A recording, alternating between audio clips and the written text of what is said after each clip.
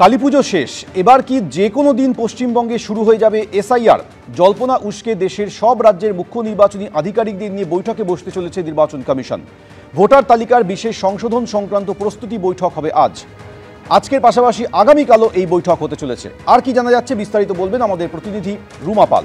রুমা, দেখো, এসআইআর নিয়ে বিশেষ বৈঠক ডাকা হয়েছে এবং আজকাল দুদিনই বৈঠক চলবে এবং দেশের সমস্ত রাজ্যের যে সিওদের তাদেরকে কিন্তু এই বৈঠকে ডাকা হয়েছে। মূলত এসআইআর নিয়েই কিন্তু আলোচনা, অর্থাৎ একদম আনুষ্ঠানিকভাবে ঘোষণা করার আগে কিন্তু একদম সে বলা যেতে পারে যে চূড়ান্ত পর্যায়ের যে একটা বৈঠক সেটাই কিন্তু করতে চলেছে নির্বাচন কমিশনের ফুল বেঞ্চ। এবং কাল রাতেই দিল্লিতে উড়ে গেছেন এই রাজ্যের মুখ্য নির্বাচনী আধিকারিক মনোজ কুমার আগরওয়াল। অন্যদিকে জানিয়ে রাখি যে শুধুমাত্র পশ্চিমবঙ্গে নয়, অন্যান্য কোন কোন রাজ্যে তারা এসআইআর শুরু করবেন এবং সেই দিনক্ষণও কিন্তু ঘোষণা করবেন। তবে এটা ঠিক যে বিহারের পর কিন্তু পশ্চিমবঙ্গেই পরবর্তী পদক্ষেপ নিতে চলেছে নির্বাচন কমিশন এসআইআর শুরু করার ক্ষেত্রে, এটাই জানা যাচ্ছে। অন্যদিকে জানিয়ে রাখি যে 2002 থেকে 2025-এর যে ম্যাপিং চলছিল, অর্থাৎ ভোটার লিস্ট মেলানোর কাজ চলছিল, কোন জেলায় কতটা হয়েছে, কতটা পার্সেন্টেজ কাজ হয়েছে সেটা যেমন চলছিল, এবং এরপর বিএলও অ্যাপ শুরু হয়ে যাবে। বিএলও অ্যাপ শুরু হয়েও গেছে এবং সেক্ষেত্রে সেখানেও সেই কাজ চলবে। অন্যদিকে আরও একটা বিষয় জানিয়ে রাখি, বিএলওদের নিয়েও বেশ কিছু সমস্যা, বেশ কিছু অভিযোগ জমা পড়ছিল এবং সেই অভিযোগ ক্ষেত্রে কিন্তু সিও দপ্তর থেকে রিপোর্ট তলব করা হয়েছিল।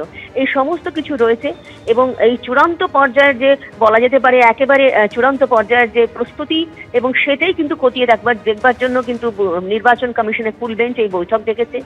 এই মুহূর্তে জানা যাচ্ছে যে শুধুমাত্র একটা দিনক্ষণ ঘোষণা করার অপেক্ষা। যদিও এর আগে অনেকবার হয়েছে যে বিহারের যখন একদম এসআইআর ঘোষণা করা হয়েছিল তখন জানা গিয়েছিল যে খুব দ্রুতই কিন্তু এখানে এসআইআর শুরু হবে, কিন্তু বেশ কিছু বিষয় কিন্তু নির্বাচন কমিশন সেটা লক্ষ্য করেছে। কারণ 2002 থেকে 2025-এর যে ম্যাপিং সেটা কিন্তু পরবর্তী পর্যায়ে শুরু হয়েছিল, তাতে অনেকটা কাজ এগিয়ে থাকবে এমনটাই কিন্তু নির্বাচনী আধিকারিকরা জানিয়েছিলেন।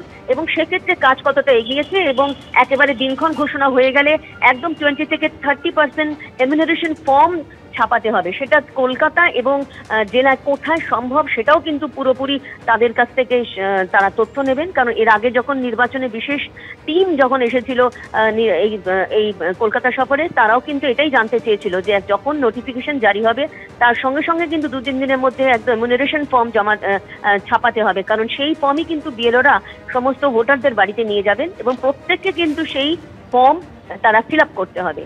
সেক্ষেত্রে পুরো এই প্রস্তুতি খতিয়ে দেখার জন্য দুদিনের এই বৈঠক। তার পরবর্তীতে কবে ঠিক নির্বাচন কমিশন একদম এসআইআর এর দিনক্ষণ ঘোষণা করে এখন সেটাই দেখার।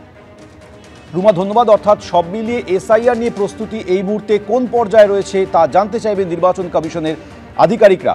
বৈঠকে সব রাজ্যের মুখ্য নির্বাচনী আধিকারিকদের উপস্থিত থাকার নির্দেশ দেওয়া হয়েছে। উপস্থিত থাকবেন মুখ্য নির্বাচন কমিশনার জ্ঞানেশ কুমার সহ ফুল বেঞ্চ।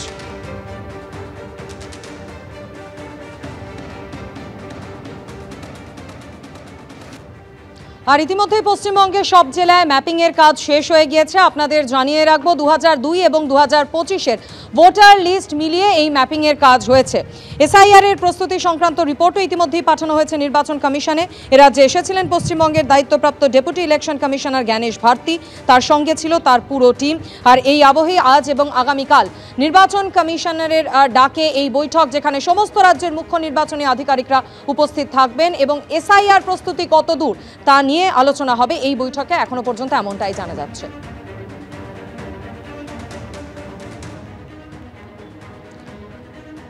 আজ এবং আগামীকাল বৈঠক রয়েছে নির্বাচন কমিশনের ডাকে এই বৈঠক, যেখানে দেশের সমস্ত রাজ্যের মুখ্য নির্বাচনী আধিকারিকরা থাকবেন। ভোটার তালিকার বিশেষ সংশোধন সংক্রান্ত প্রস্তুতি বৈঠক হবে আজ।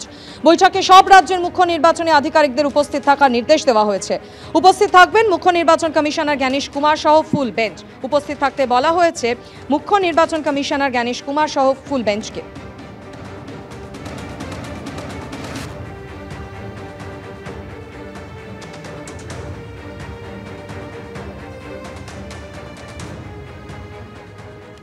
এদিকে এসআইআর ইস্যুতে রাজনীতির পারদ সপ্তমে উঠেছে। আক্রমণ করতে থাকুন, একটাও বাংলাদেশের মুসলমান ভোটার লিস্টে থাকবে না।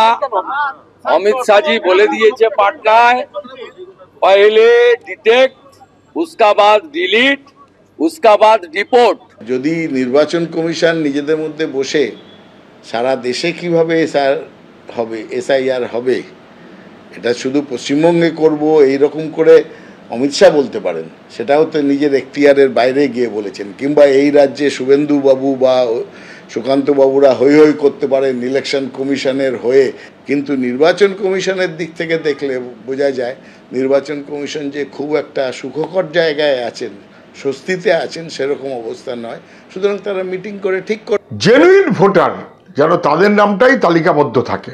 নির্বাচন কমিশন যে তাকে নাগরিকত্বের সঙ্গে মেলাতে চাইছেন, এটা ঘোরতর অপরাধ। আমরা নাগরিকত্বের সঙ্গে যখন মেলাতে চাইছে তখন তার বাধা দিচ্ছি, কারণ নাগরিকত্ব দেখার দায়িত্বটা নির্বাচন কমিশনের নয়।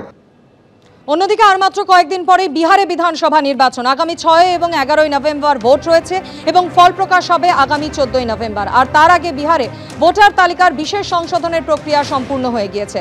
কমিশনের প্রকাশ করা চূড়ান্ত তালিকায় বাদ পড়েছে প্রায় 47 লক্ষ ভোটারের নাম। 2026-এর বিধানসভা নির্বাচনের আগে এবার পশ্চিমবঙ্গ সহ অন্যান্য রাজ্যের পালা।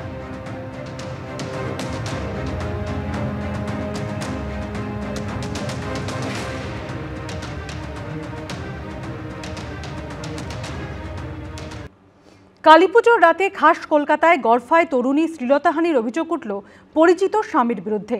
অভিযোগকারিনীর দাবি, কালীপুজোর রাতে এক পরিচিত মহিলার বাড়িতে বাজি পোড়াতে গিয়েছিলেন তিনি, আর সেই সময় দূরে গল্প আড্ডায় মেতেছিল বাকিরা। সেই সুযোগে তার সঙ্গে অভব্য আচরণ করেন ওই মহিলার স্বামী। রাতেই গড়ফা থানায় অভিযোগ দায়ের করেন তিনি। অভিযুক্তকে গ্রেপ্তার করেছে গড়ফা থানার পুলিশ। দীপাবলি রাতে শ্লীলতাহানির অভিযোগ উঠল খাস কলকাতার গড়ফায়। বাজি পোড়ানোর অছিলায় পরিচিতের স্বামীর বিরুদ্ধে শ্লীলতাহানির অভিযোগ করলেন এক তরুণী। কালীপুজোর রাতে বাজি পোড়াতে গিয়ে তারই পরিচিতর দ্বারা শ্লীলতাহানির শিকার হলেন অভিযোগকারিনী। তেমনটাই তিনি অভিযোগ করছেন। ইতিমধ্যেই গড়ফা থানায় লিখিত অভিযোগ তিনি জানিয়েছেন। অভিযোগকারিনীর দাবি, কালীপুজোর রাতে এক পরিচিতের বাড়িতে বাজি পোড়াতে যান তিনি। অভিযোগ, মত্ত অবস্থায় তার শ্লীলতাহানি করেন ওই পরিচিতই। অনেকক্ষণ ধরে আমাকে বাজি ফাটানোর জন্য বলছিল। যিনি অ্যাকিউজ তিনি অনেকবার বলেছেন, আর তিনি আমার সাথে অনেক কথা বলছিলেন। সাডেনলি আমাকে বলে যে আচ্ছা এটা জ্বালা, রকেট জ্বালাতে বলছিল ছাদের উপরে। ওনারা যে আমাদের পিছনে বসে আছে, ওরা এমন ভাবে বসে আছে যে এই যে জিনিসটা হচ্ছে এটা ওদের পেছনে হচ্ছে, ওরাও আমাদেরকে দেখতে পাচ্ছে না। তো একদম ছাদের একদম এজে গিয়ে ওই স্ট্যান্ডটা থেকে আমি রকেটটা জ্বালাচ্ছি। তো সেটা করে সে আমাদেরকে এরভাবে তাকিয়ে ওই আলোতে এরকম একটা ছোট্ট হাসি হেসে, সেটা নিশ্চয়ই অ্যাক্সিডেন্ট না, ক্রাইম, ড্রাঙ্ক ছিল। নির্যাতিতার দাবি, বিষয়টি বাড়িতে জানালে গোটা ঘটনা অস্বীকার করে অভিযুক্ত। ড্রাঙ্ক ছিল, তো আমি বাড়ি গিয়ে তাকে সাথে সাথে কনফ্রন্ট করি কল করে, যে তুমি যেটা করেছো তুমি কনফেস করো, তুমি অ্যাটলিস্ট স্বীকার করো যে তুমি এটা করেছো। তো উনি পুরোপুরি অ্যাডামেন্ট যে না আমি এরকম করিনি, আমি মদ্যপান তো আমি করিনি, আমি অ্যালকোহল ছুঁই না, আমি আজও ছুঁইনি। কিন্তু দেখুন এখন 24 ঘন্টা হয়ে গেছে, এখন যদি পুলিশ অ্যাকচুয়ালি ঠিক করে ইনভেস্টিগেট করে তাহলে ওরা পেয়ে যাবে টেস্ট রেজাল্টসে। 24 আওয়ার্স তো হয়নি না, they will get the results of alcohol. রাতেই গড়ফা থানায় অভিযোগ দায়ের করেন তরুণী। তরুণীর অভিযোগের ভিত্তিতে অভিযুক্ত সুরজ সিংকে গ্রেফতার করে পুলিশ। পুলিশ সূত্রে দাবি, জেরায় ঘটনার কথা স্বীকার করেছে অভিযুক্ত। হিন্দোল দে, এবিপি আনন্দ।